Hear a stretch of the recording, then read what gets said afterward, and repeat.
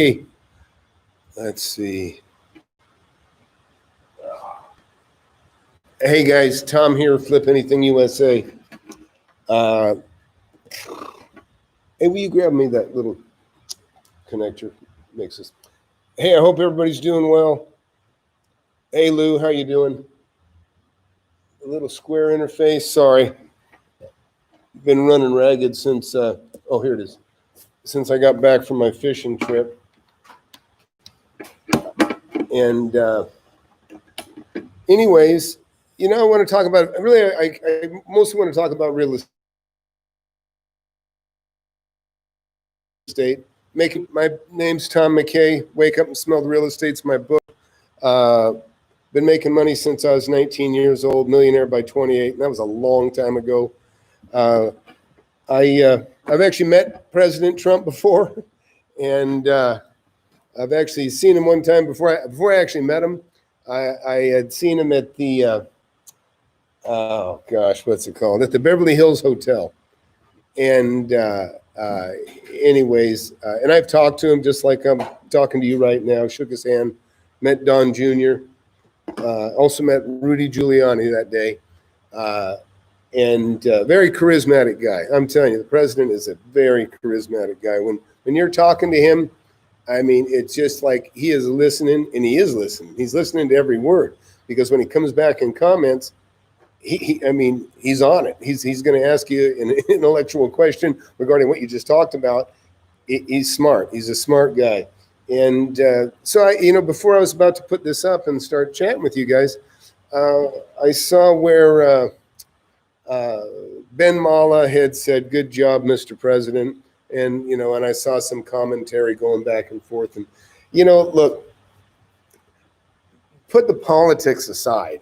I mean, if you want to make money in real estate, then study real estate. Every time, once in a while, people get into it and they want to start chatting about politics. And look, it's not that I'm trying to mix them now exactly, but if you want to make money, watch my channel. Okay, you want to argue about the president?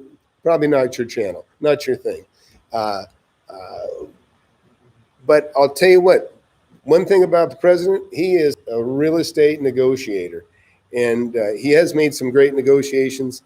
In fact, I was in Washington, D.C. I took my twin boys to Washington, D.C., and I went down and I had a $50 old fashioned in the building he bought. He bought the, he bought the old post office, and it is an absolutely gorgeous building. I mean, gorgeous like you can't believe. The stones that built that building, they're probably 3 feet deep by about 3 feet high. Each stone is like 3 by 4 feet, I mean, just weigh tons a piece. But, I want to talk to you guys, especially those that just took my mentorship class. I have new people signing up. Again, you can go to FlipAnythingUSA.com and you can join the mentorship if you like. I'm trying to start it on August 15th. I've been very busy. I'm a real estate investor. And you'll notice my channel suffered since I did the mentorship class because I haven't been keeping up the channel. I'm not a professional broadcaster, but I am a professional investor. And that's what I teach you to be. And I know I see Ellie, glad you're here. Lou, I don't have my glasses on, or do I? Yeah, I do. I can't see all of it too well right now. I'll probably see it up there better. But you look, we just had a report that the economy contracted 30%. That's a big hit. We spent 30% less. Okay, that's a big hit. And I heard United's laying off 40,000 people. I heard American Airlines is going to lay off maybe 20,000. And they're fighting for another stimulus package. And it's unfortunate because there's only a handful of people that really need help, and that's people that aren't working, and or the businesses that are closed, like the bars. The bars are absolutely dying. The gyms, Anytime Fitness, every property I've seen for sale has had a closed Anytime Fitness in it. So they were doing great, and now they don't look like they're doing so great. And I heard they might be going bankrupt, but I don't know for sure. So I don't want to spread rumors that aren't so. But what I do know is this: it's uncertain times, and we had a super healthy economy before that. And I don't even know what Ben Mallah said. Good job, Mr. President. But I can tell you what, good job, Mr. President. You've done a great job with this economy. This economy has come roaring back from where it was. And one of the biggest things that Trump did is he cut taxes. I even had one of my employees whisper to me, said, "Hey, Tom," they're whispering because they don't want everybody to know that I gave them a raise, right? I tell anybody when I give them a raise, don't tell anybody, because I don't want to have to give everybody a raise. I'm giving you a raise. And so somebody came over and said, "Hey, Tom, I just want to tell you," actually a little Mexican gal, and she says, "I just want to say thanks for the raise." And I laughed. I didn't give you that raise. I go, President Trump gave you that raise. I go, he cut your taxes. You get to keep more of your paycheck. She didn't even know. And most people don't. Most people don't know. But that's a fact. And I'm a big trickle down guy. I believe it. I think that, when there's more money at hand to play with, you spend it, you invest it. Everybody else feeds off that money. It's jobs, whether you're remodeling your home or whatever else you do. And but anyways, I just think people shouldn't get so get their panties in a twist when somebody says good job to somebody you don't like. There's people on both sides. I mean, I can tell you, I despise most politicians, almost all of them. They're despicable. They do anything for money. They do anything for a vote. And number one thing they do is they sell us out. And it's the worst, because that's why, if you notice, every time they pass something, it's usually temporary because they want to dangle it in front of us in a couple of years. That's how it works. But anyways, let's talk about real estate. So let's see. Lou just says, Tom, good news. Start bird dogging. Yep. Not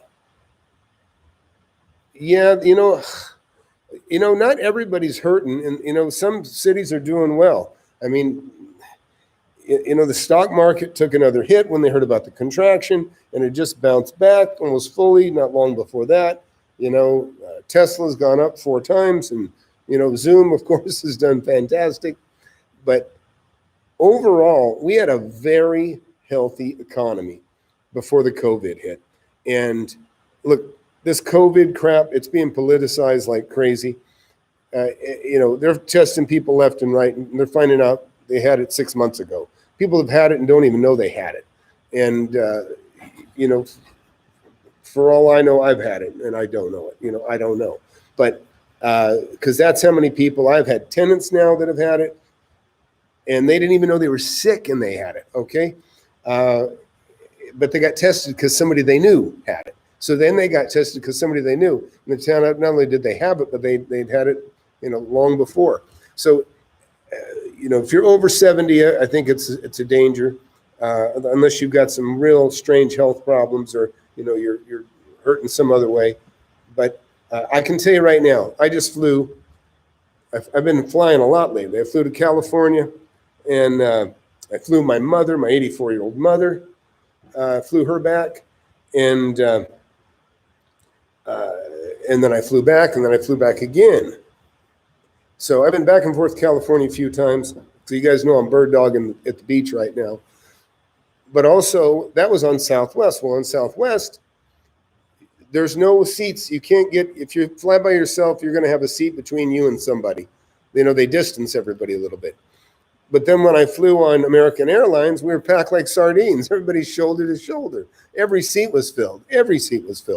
And everybody, wore a mask. And you know what? If you came on the plane, if you don't want to be there, leave. There's 30 people on standby. Everybody wants to fly.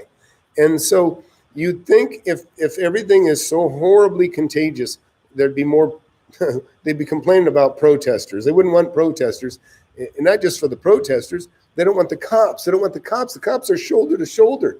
And guess what? The cops started getting each other. More of them were getting COVID because they're shoulder to shoulder. And same with the protesters. There's been, they've connected. But again, nobody's dying. The protesters aren't dying of COVID. Cops don't seem to be dying of COVID because they're all under 70. But the point is that whether this problem is somewhat manufactured, or the urgency is manufactured, or how dire it is manufactured, we're still suffering from it. The whole country is suffering from it financially, and we got to deal with it. As investors, it doesn't matter.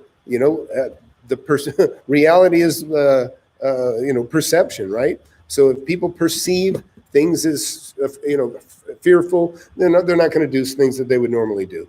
And whether it's real or not, it is going to be a reality for us. Now, hopefully that leads to somebody panicking and selling their property too cheap. That's what I've been looking for. And I'm trying to find those people that are petrified so I can come in and I can buy and get a great deal.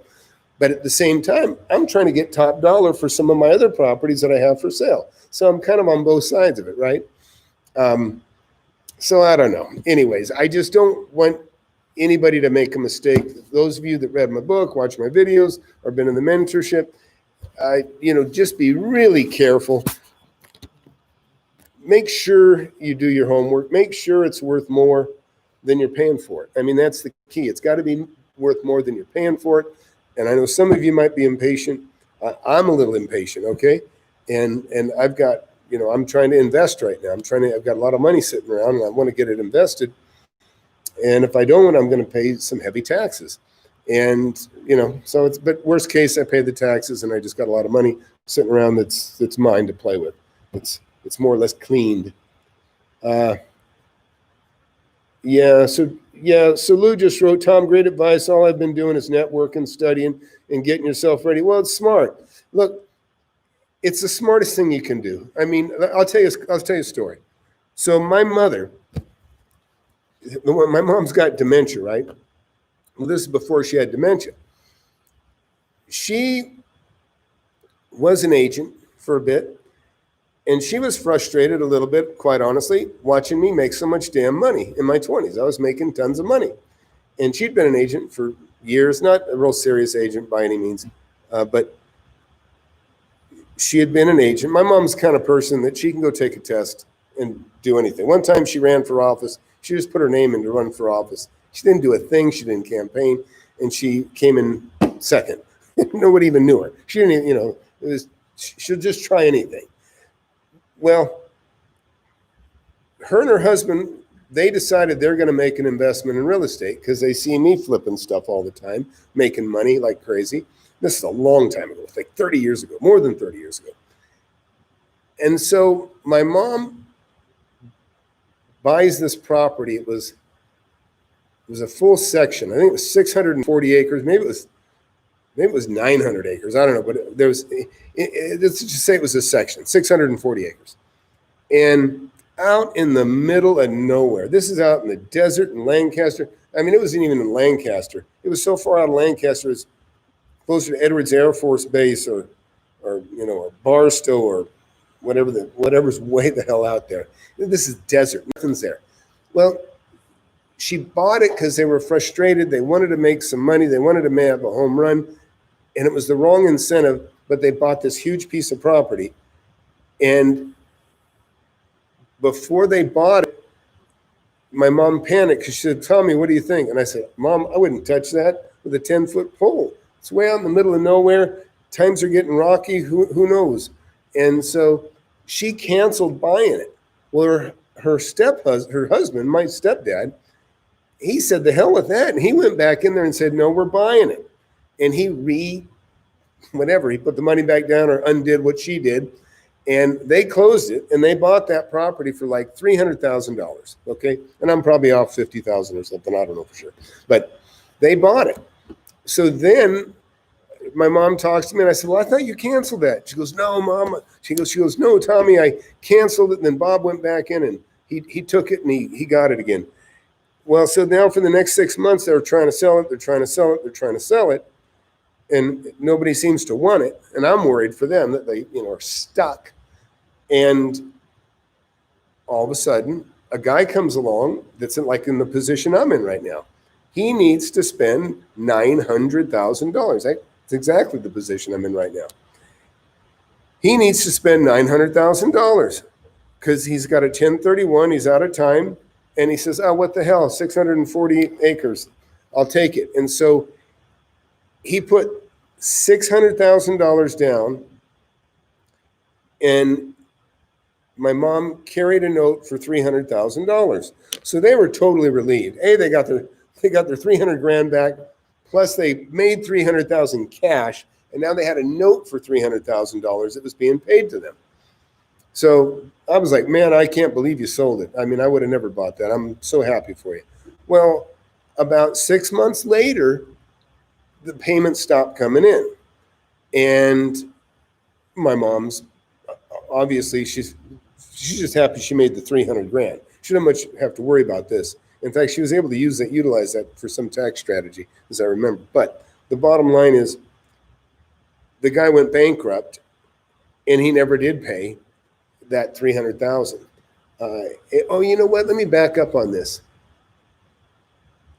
No, you know what? I think my mom bought that property with $50,000 down and owed $300,000. So she bought it for $350,000.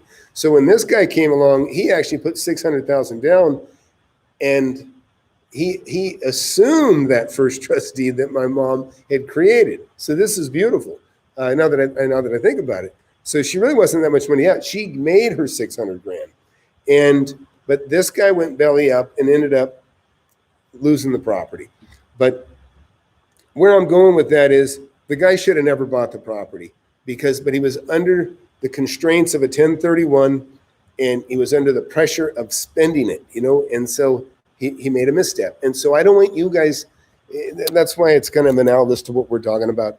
I wouldn't want you guys to, don't feel so pressured, like, yeah, you just finished the course, you got 10 grand or 20 grand, or maybe you got, whether you have a lot of money in your pocket or not, you may feel compelled to just, I just got to do something, right? That's never the right way to go. You don't, when you buy something, the feeling should be, I'm afraid I'm not going to get it. I'm afraid I'm not going to get it. Not, I hope this is the right thing to do. That should never be the feeling. It should never be, oh God, I hope this is going to be a good idea. You don't need that. But anyways, right now, there's so many opportunities coming. The economy was roaring. It is still doing pretty well. People haven't been able to spend. They haven't been able to go to the movie theater, haven't been able to go to the gym, haven't been able to eat out. So a lot of people are saving too. A lot of people if you're working, you're saving.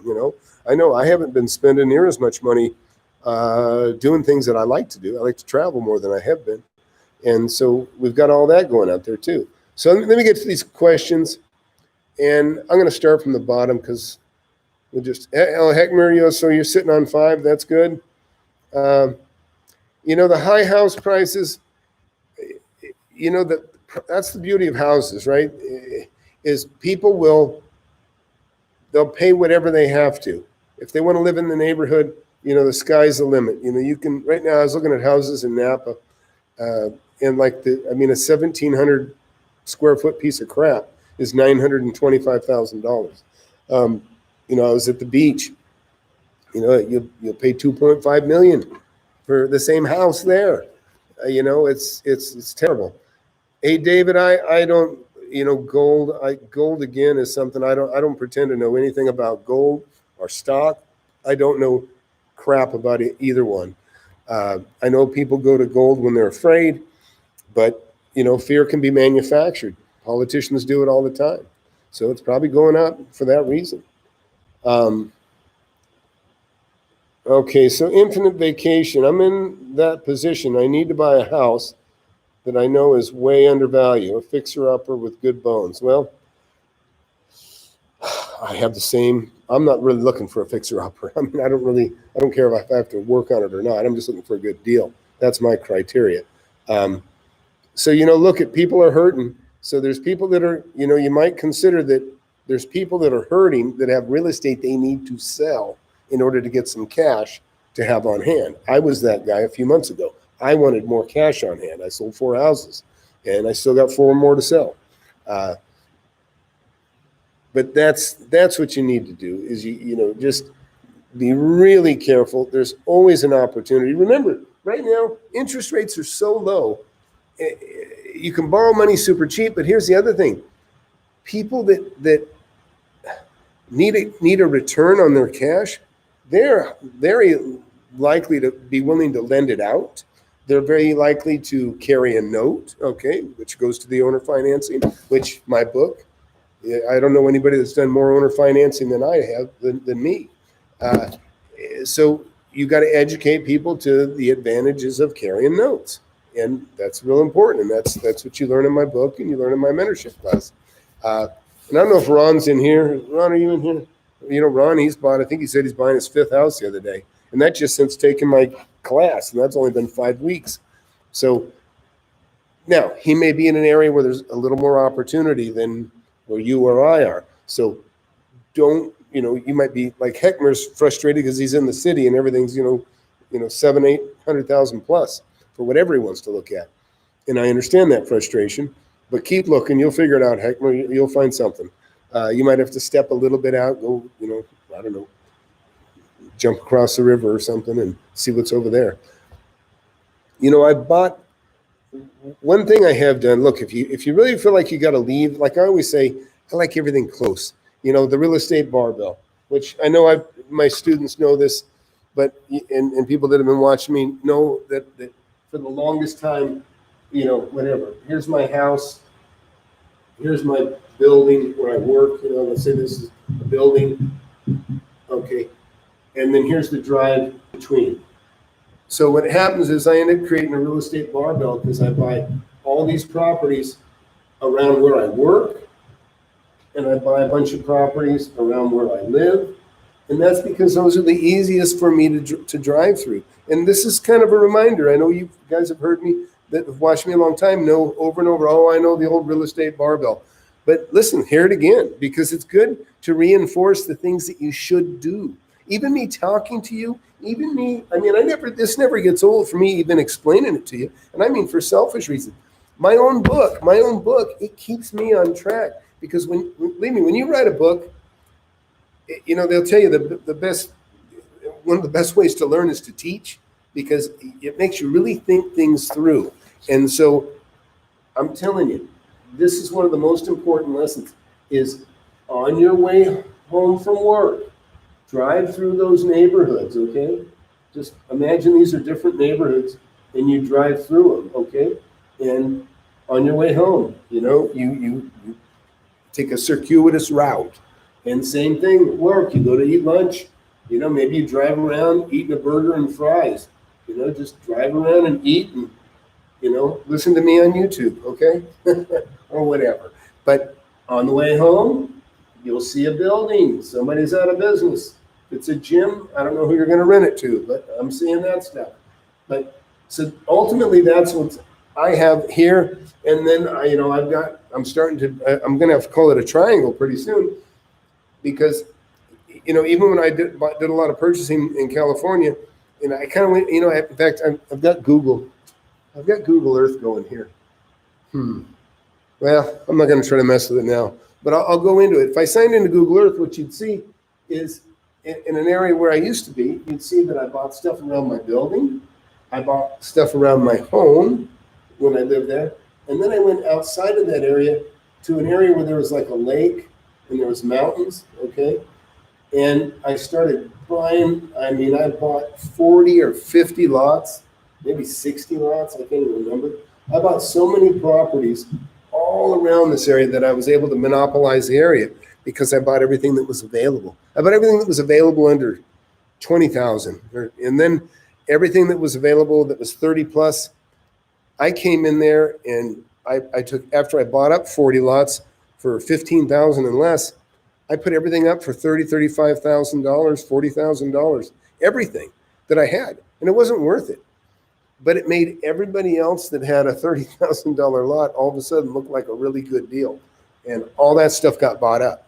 And then I was the only game in town. I'm the only one that had property at that point. I got rid of it all. I gave up those buyers, but all of a sudden homes are being built, things are being constructed more on those new lots that they just bought. And now I was the only game in town.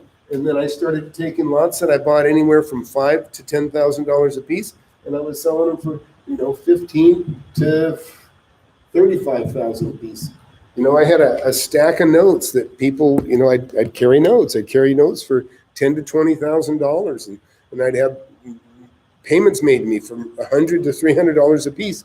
But look, you got to live and breathe it. You got to make it a passion. And hey, please thumbs up if you're watching. If you enjoy this content, please thumbs up and comment on the comments when we're done here. But it's so important to keep your mind right, to be engaged, and don't get discouraged. I know it. Believe me, I say don't get discouraged. I get discouraged, but I push through it. And it's maybe the fewer deals you've done, the harder it might be to push through it. I don't know. Here's what I have going for me that some of you don't, but you're going to have it eventually. And that is, there's always going to be another opportunity. As long as you're digging, as long as you're trying, as long as you're trying to find something to buy, it's like the ring toss, okay? So write this down, everybody, just write it down. There's always going to be another opportunity, but you have to look. It's not, I've had them land in my lap, but that's rare. It's only because I look so much and everybody knows that I'm a buyer. Have I had some opportunities just drop in my lap? But you always have to persevere. That's what's going to separate you, right? I tell you guys, the masses are the asses. The asses don't try, okay?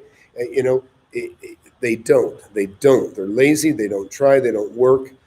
And not a bad group of people, but I'm just saying, in the real estate world, you've got to be aggressive and look. You have to look. And I don't mean aggressive like a jerk. I mean aggressive like tenacious, diligent. You have to work. It's work. And that's what I teach you how to do, how to work smart.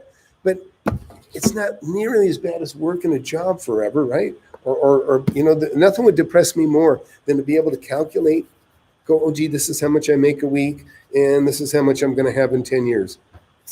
That'd be the worst. I don't want to know. What I want to know is, am I going to have millions or tens of millions or hundreds of millions? And that's how it is in my world. I don't know. I've made millions of dollars on property, on single pieces of property. It's nice to not know, and I told you, see in my book or you've seen before, I've made over $1 million renting a property and renting it to somebody else and making $1 million in rent, or more than $1 million over a period of 6-7 years. These are the kinds of things that you will stumble upon and figure out how to do but it's because you work at it. When you immerse yourself into the real estate and looking for property, and you make it your hobby that you love, right? That you love, then some people paint because they love to paint. Some people are actors and actresses that they do plays, and that's their thing. And it doesn't matter if they ever hit stardom or not. They're immersed in what they like to do. Well, this is what I like to do, but I like to win and I like to make money, and those are that's the applause. Oh, you made $100,000. Oh, you made $10,000 on that deal, or you made $5,000. That's the applause.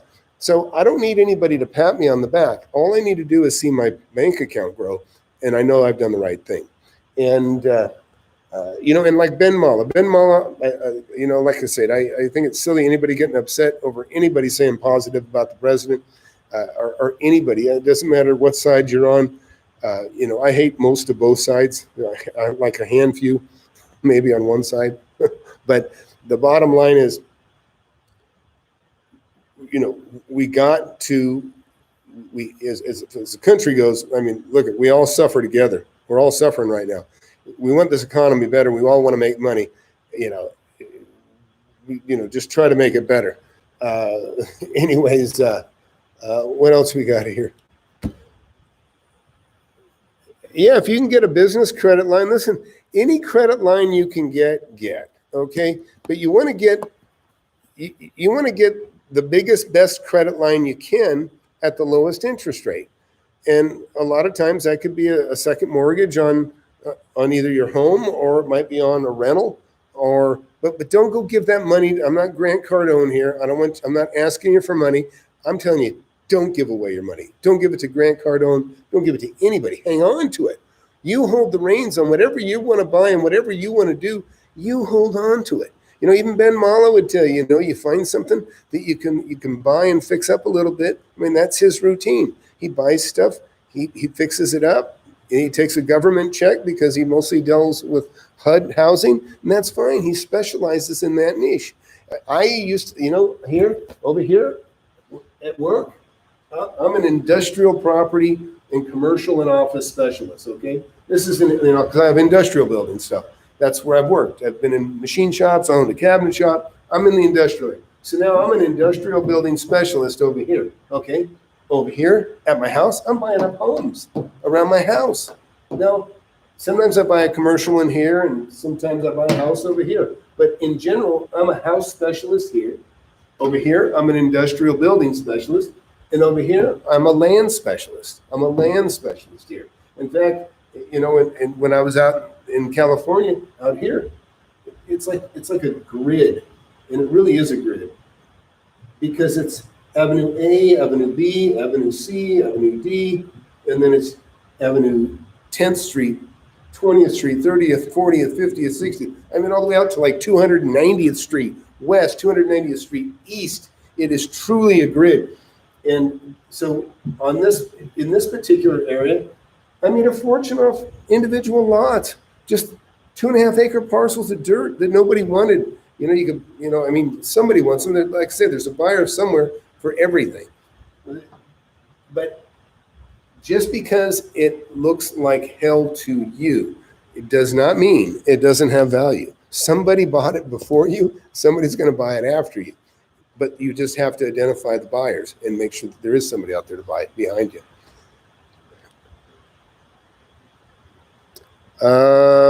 Okay, Rui. Hi, Tom. What you do with the schools you bought? Well, I still have them, and they're still paying rent.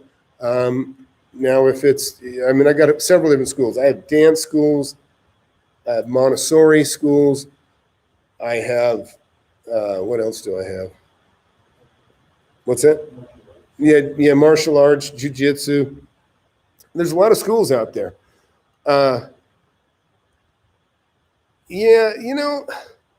Look, here's the deal with Ben. Can I team? Listen, I'd love to chat with Ben just because I like Ben. Ben has great advice. Okay, he does. He gives you great advice.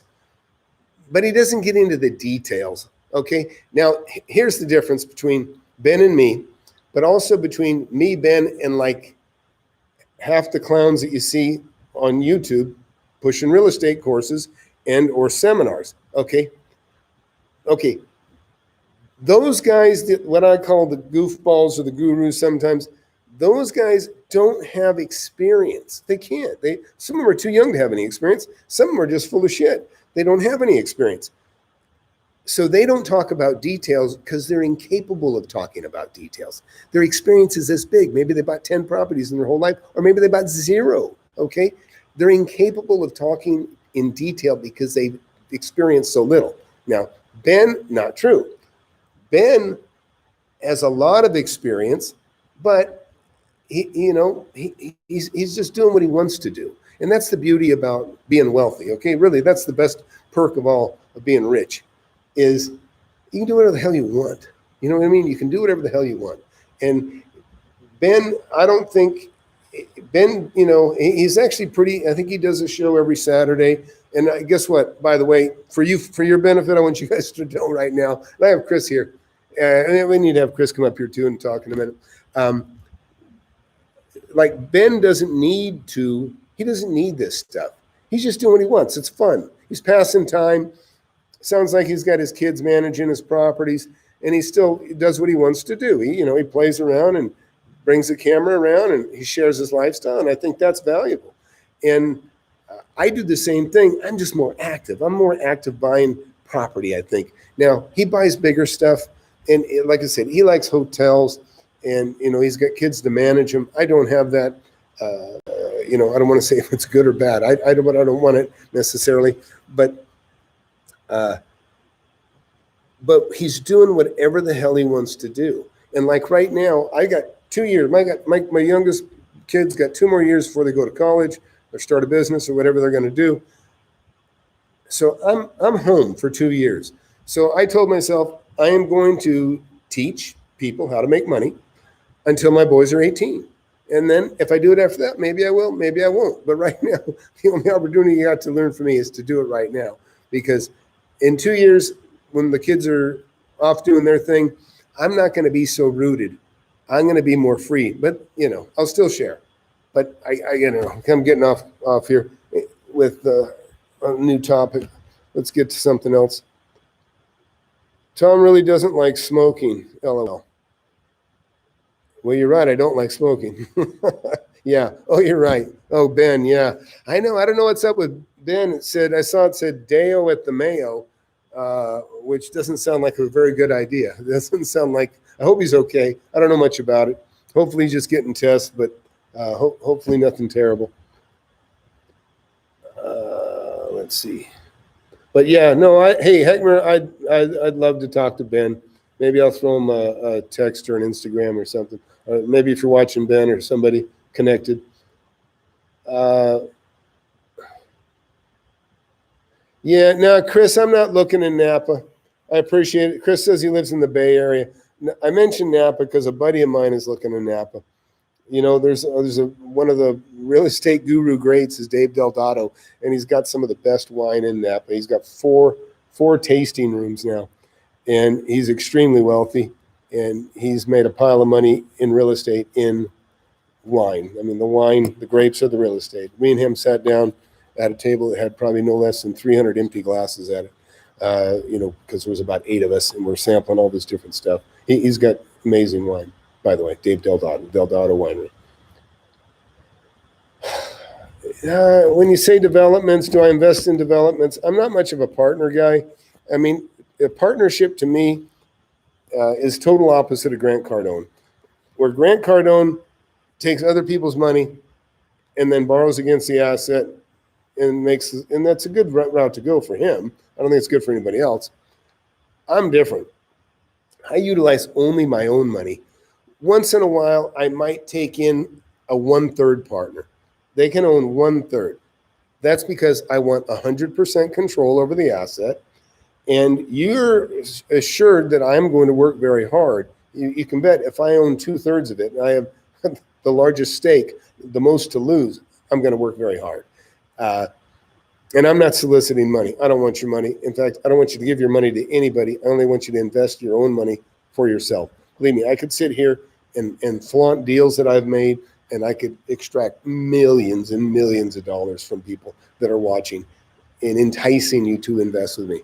I got no interest in it. I got zero interest in that. I'd rather just make you a little money-making machine on all your own. And you can start by getting my book.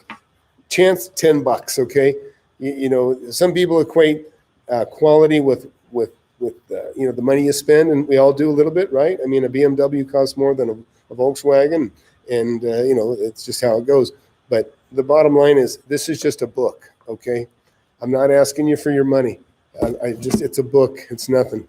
And if you want it, fine. If you don't, I don't care. No problem. But if you want to learn about real estate, I'm an open book here trying to show and teach. So, okay, I work with Silicon Valley developer residential developments in Palo Alto. Yeah, I got no interest in that. But I mean, if you can go out and make a deal. You guys should be utilizing some of the stuff you learned from me in obtaining more property. Got Narek. Hey, Tom, in Los Angeles, market is very hot for any home. They all get cash offers. Well, and I know that's true to a degree. It's not everywhere, believe me. You go out to Lancaster, that's LA County. It's a dump. It's worse than Compton because I was just there.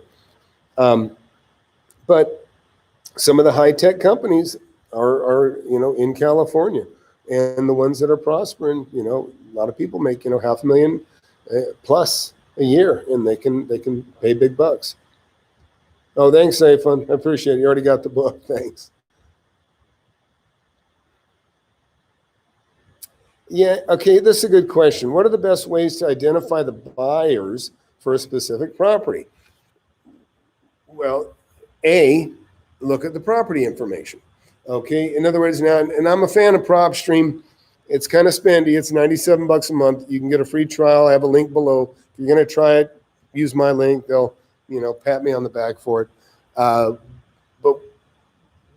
but don't go buying something. I mean, PropStream is if you can utilize the information, great, do it. But otherwise, don't call me and I'll look it up for you. Okay, I'll look it up for you if I have to, if I have time.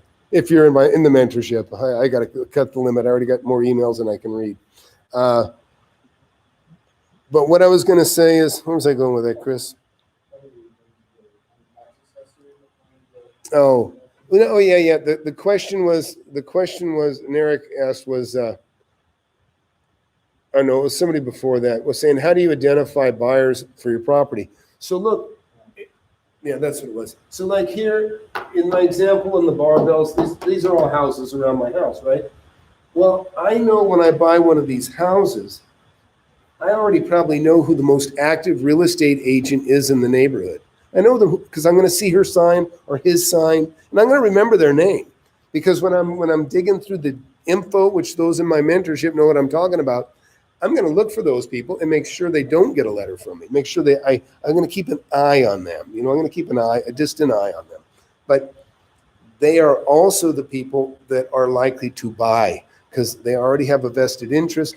There's economies of scale. I can afford to pay a little bit more for some properties when I already own 10 around it because, what landscaper goes over there and he mows 10 yards. It saves me money because he doesn't have to drive all over the place for 10 yards. He just walks it up and down the street.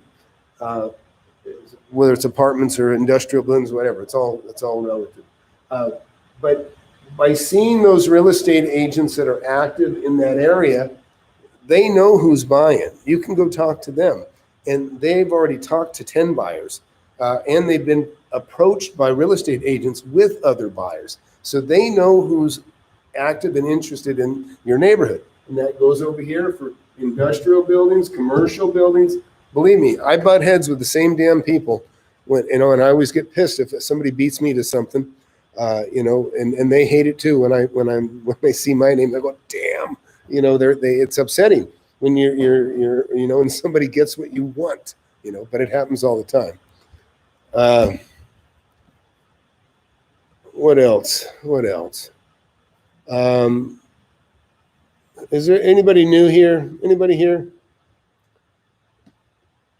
Anybody got a basic question or a complicated question or? Oh, yeah, Chris. Here's Chris. So Chris is here. Chris is actually a student, okay? But he's actually a student that was local to me, and so he's come to work for me now. So here's Chris. You can put a face on him. Oh, I guess I need to wear my mask. He's also got two little ones at home. Yeah. So first of all, I'm getting some callbacks on some leads, which is pretty exciting. I got my first callback probably 2 days after doing some stuff in your book that you talk about. Mm-hmm. And anyway, what was really cool about that is you talk about this little lake mountain community. There's something kind of near where I live, and I have a property out there. And really, no properties ever come up for sale out there because everyone knows like this is the place to be.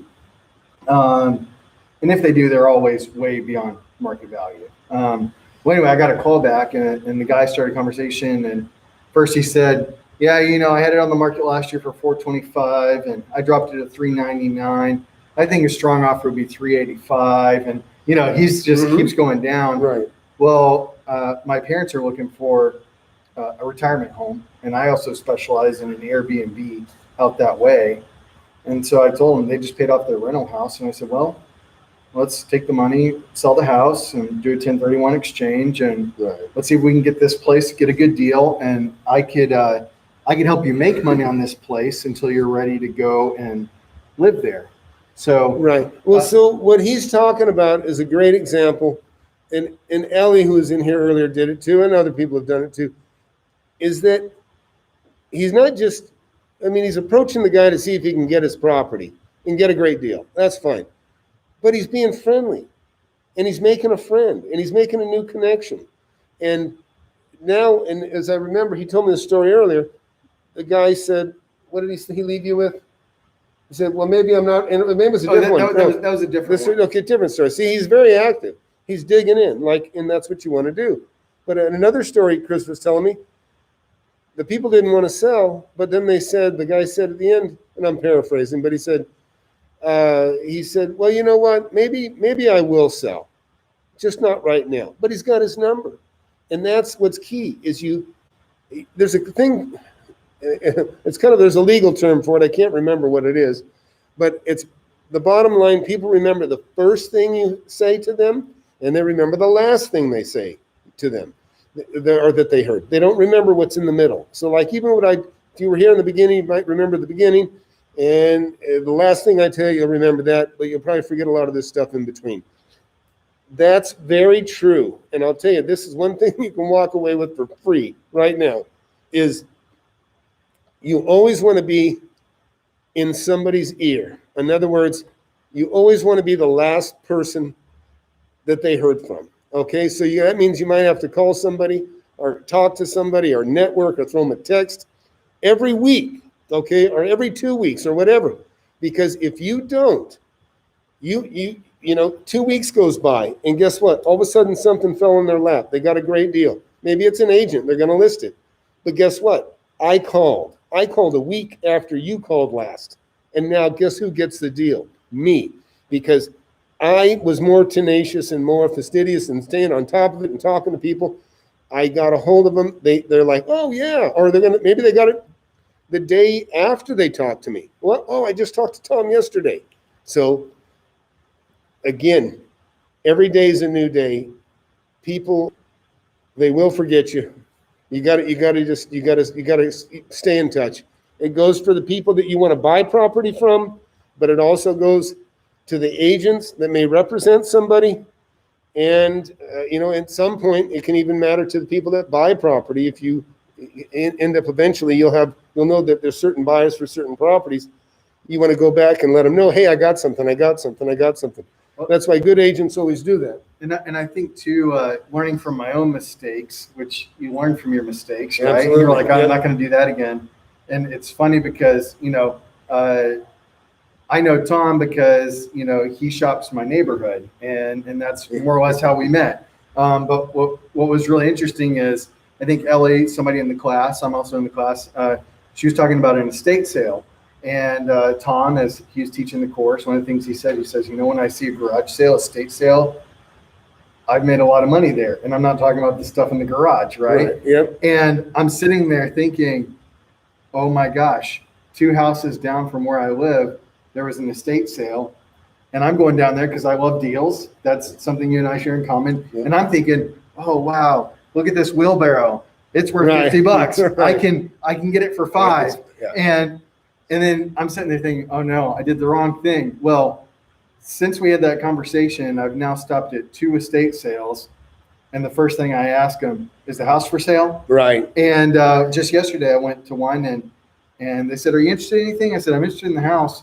They said, oh, we just sold it to the neighbor. And I'm like, oh man, I just missed it. Right. And see, believe me, it was that estate sale sign, or it doesn't even have to be an estate sale sign. You learn more in my class about other things that are like flags that say, hey, opportunity here. But the other thing is, it's not just, like he just missed it, but in Ellie had just missed a deal that she was going to, but she did the right thing. The key thing she asked, said, what else you got? What else you got? Because guess what? Especially at an estate sale, he probably has something else. And like Chris said, he used to be interested in the crap for sale in the garage. Where I'm coming over there, I don't want the crap inside. I want the garage. I want the building. And that's the difference. And that's what that's what you got to get. Get the mindset. The prize is the real estate. And not that you can't make money off the stuff in the garage. And you should, especially if you're small. If you're under 18, look, go to garage sales. I mean, turn things, like my book, my channel is Flip Anything, okay? Because I used to buy stuff and make money. Bought fire trucks. I bought all kinds of things now. But the book, Wake Up and Smell the Real Estate, be sure to get it if you're just tuning in. Be sure to thumbs up if you like what you hear, please. Let's go to another question here. I can't explain to you what a lease option is right now. It's too basic. That's easy to look up, though, and figure out. But, it's so simple, I'll just tell you. You lease the property with the option to buy. okay? And you agree on a price. There's also what we call a first right of refusal, which I got some interesting stuff to tell you about that too. First right of refusal is, like I won't give somebody a lease option usually, but I might say, you know what? And I'm not likely to give them any rights, to be honest. But what I'll say is, look, I'll probably give you the first right of refusal. So in other words, if I want to sell it and you're leasing from me, I'll give you the first right of refusal. In other words, I'll give you an opportunity to buy it. That's all. And a lease option just means that you have an option to buy. But they're basically agreeing to sell in advance. I have people begging me to do lease options all the time. I don't do them. Because I don't, when I want to sell, I'll tell you.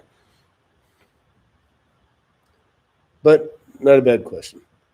Okay, so Tom, what do you think of land turn into commercial parking area? Trailers, semis, equipments. You know what? A friend of mine sold an acre of town in downtown Austin, and I think he sold it for $100,000, and it's probably worth, $5 million. You can put a high rise on it.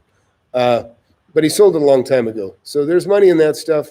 But yeah, I mean, I would love to just own a parking garage. In fact, I look at parking. I was looking at the parking garage business as far as parking around airports, because every time I go to the airport, I'm gone 4 days and I spend $50 to park my car on a piece of dirt, so I like it.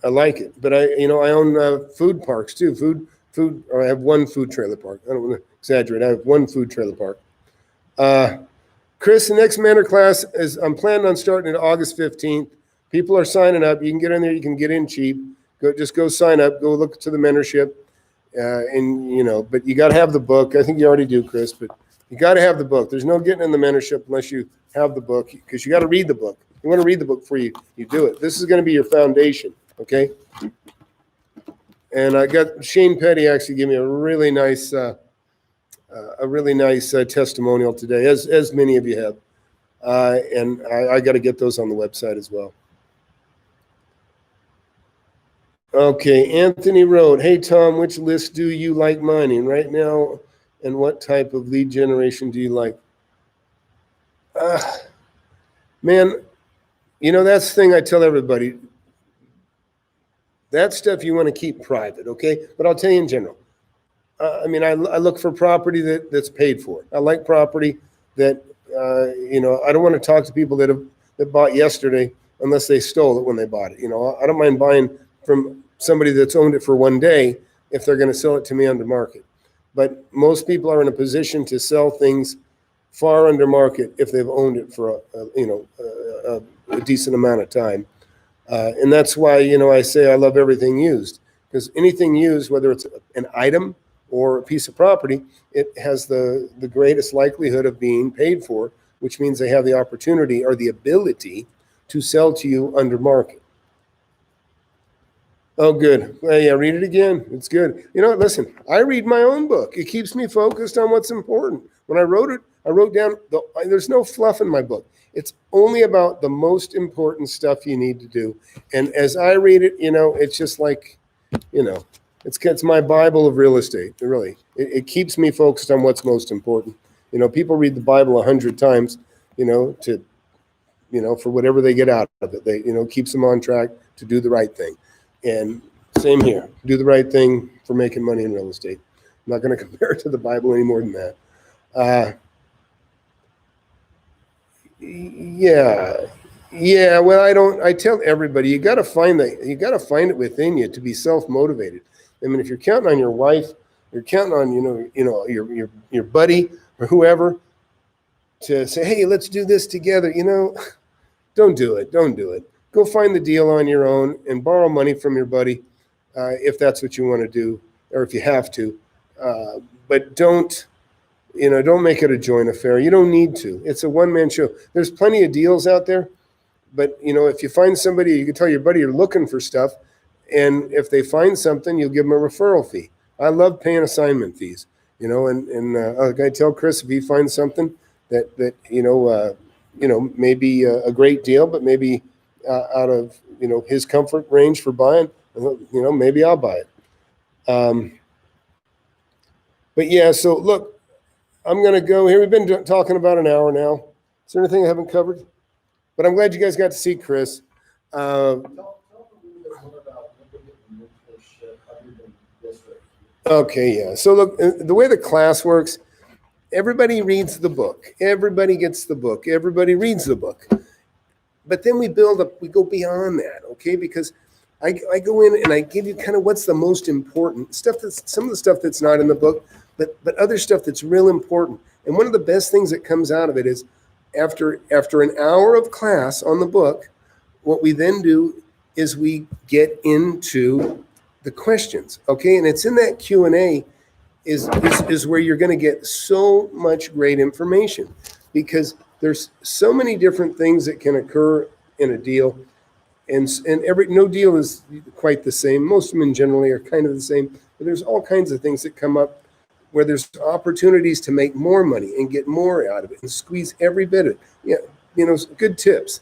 Exactly. And, then also I've got a little booklet. This is an organizer. Okay. This is an organization system. It mimics exactly what I've been doing for years. And you can see there's some tabs in here that will also be sent to you. That'll get sent to you right away. And so we'll do some informal classes, kind of like this is like an informal class, right?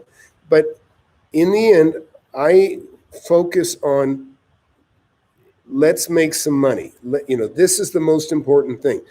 And the people that we do a Zoom meeting every Saturday, we do a Zoom meeting. And after the class, we do a Zoom meeting. And I'll talk for 3 hours sometimes. And if there's questions, it will stay there until every question's answered, and then that's how we do it. But that's how you got to be it. And then, and usually a little more than half the class is usually there for the whole duration. I know not everybody can hang out that long, but I'll tell you, those people that sit there and go through that whole class, and I'll call on for questions and say, hey, you know what, I'm just taking it in. And they're just taking notes. And that's the way to do it. That's the way to do it. If you're skilled at anything, right, that you have to study. You have to study. You have to study. And, that's the beauty of studying. It separates you, makes you become an expert. You become an expert. And that's what you want to be, is you want to be an expert at identifying deals and anyhow, but wake up and smell the real estate. You got to get the book before you even think about the mentorship. Get that on Amazon and Kindle. It's cheap. Just get it right now and watch the channel. The channel's free. Listen, you can take my course. That's like a $600 fast track, right? Just a fast track. 1 month, boom, give you everything I can give you. And then you're always going to be able to go back and refer to those tapes and the questions and answers. So you can always go back to it and keep what's important. And but then you're still in the club. You're in the club for a year. So we have a forum in there where people share questions and answers with each other. Some try to network with each other, and that's fine too. Look, I just want to show you how to make money. That's all. Before I die, before I'm gone, that's my legacy. I just want to help make a lot of young people millionaires, or old people, it doesn't matter. If you're 50, 60, 70 years old, if you can make another 100 grand before you die, I know how much 100 grand can really change a person's life, especially if they've only got 10 years left to spend it, right? So, but there's a lot of ways to make money, and it could be just finding deals and referring people and making 20 grand on a referral. It's really just common sense. But guess what? Most people don't have common sense. And so hopefully it can be taught. I don't know. Hopefully it can be taught. But I think I'm really impressed with people. Hey, Lou just wrote, let's see, Lou. Tom, you're giving us tools we need to start. Yep, it's up to each person what to do with the knowledge. I believe that's true. In other words, like Lou's saying, Lou's in the class, and he's been a great student. He's there. He's at all the Q&As. He's got questions, and he takes in if somebody, that's the other thing. Somebody's question will answer your question because you have the same question, but also it might bring up another little nuance to it. And then I realized, oh yeah, you know what? This happened to me back in 1985, and this is what I did. Guess what? None of that stuff's changed. The same circumstances and things that can go wrong our opportunities to make more the same. Nothing's changed. It's real estate. It's been here since the beginning, right?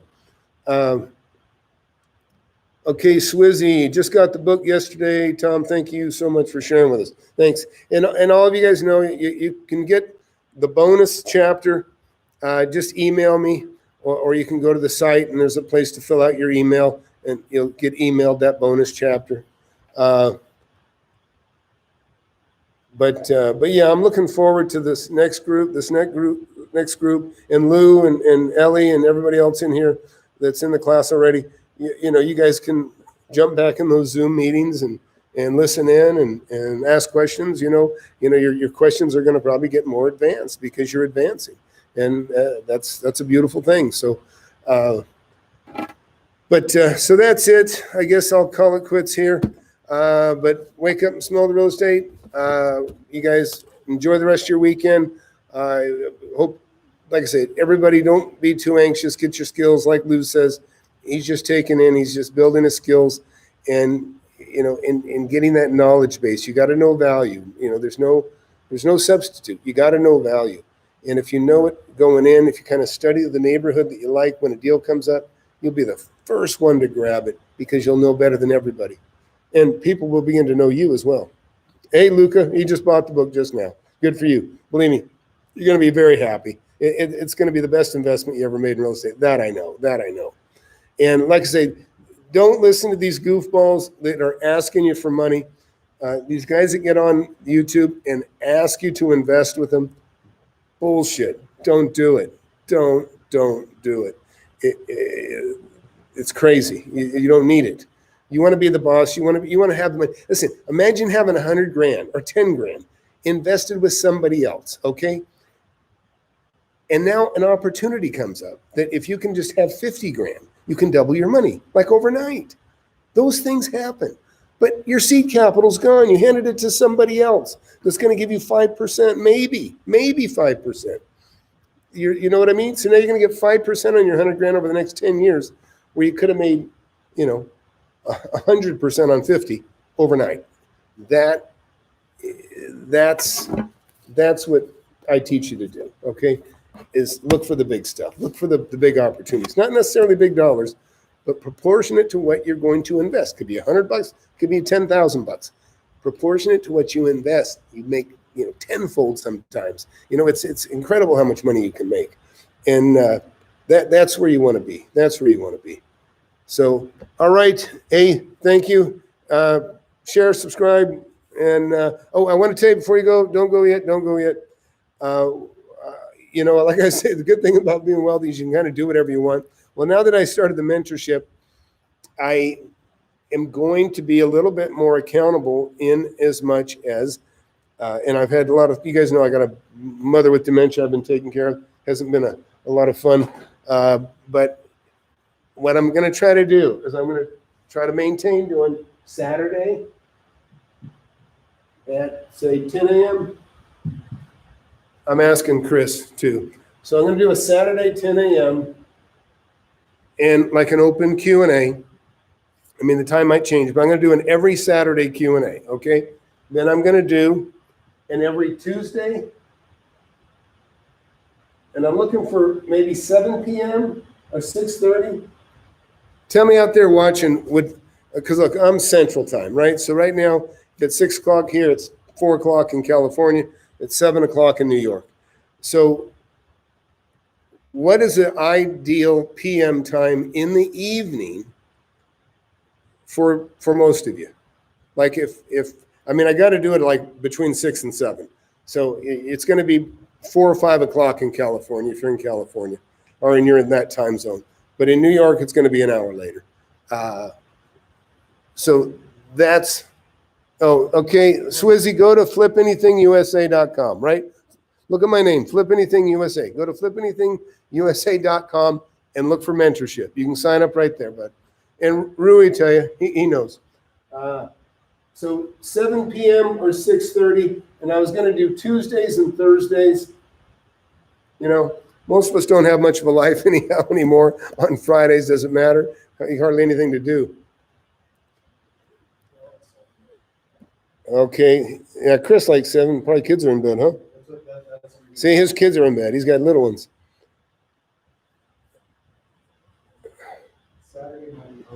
Midnight. Oh yeah, Rue, where are you? Brazil. Let's see. The audio book. I've got a guy coming in Monday morning. The audio book, I have it recorded. I just have to get it uploaded now. Don't have it. No, the books. It'll be on audiobook soon, man. But I have it recorded. They just got to get it on now, so it'll be done soon. But I'll tell you what you can do in the meantime, just so you know, just pick. I've done over 300 videos, maybe 400 now. You know, whether it's on making money or flipping a deal or, you know, making 60 grand on a lot or whatever, you can just listen to. I mean, almost everything I do on YouTube, you can just listen. I mean, you don't have to see the house. You know what a house, a house is a house. And believe me, I'm not emotional about houses. I mean, a house is a house. It's something to make money on. Oh, Portugal. Gotcha. Well, I have a Rui. It's RUI, I think, but I have a Rui that's from Brazil. And he's actually a black belt in jiu-jitsu.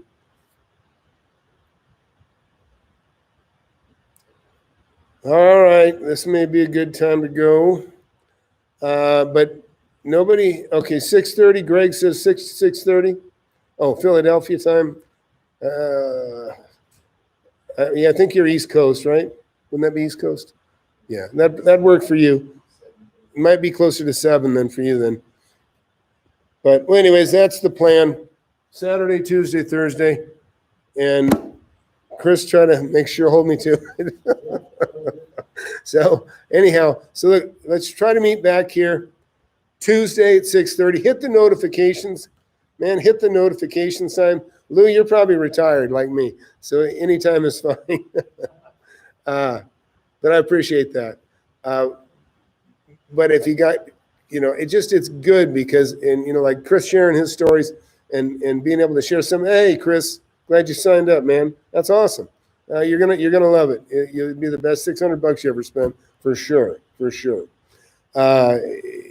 Anyways, well, thanks. And anyways, you got comments, this chat goes away. Any other comments, or if I didn't cover something, if you want more information, just put it there. But the comments on time would be appreciated. I think what I'm going to lean toward is doing like a 6 or 6:30 in the evening, maybe 7 Central Time during the week, because I know I got to do it when people are off of work, after work, and then of course Saturdays will be in the morning. So, all right, thank you. Have a good evening, everyone. Again, please hit that like button and share, subscribe, and get the book. Whatever you do, get the book. You listen. If you don't like it, I'm sure you can send it back. And that's it. We'll see you. Take care.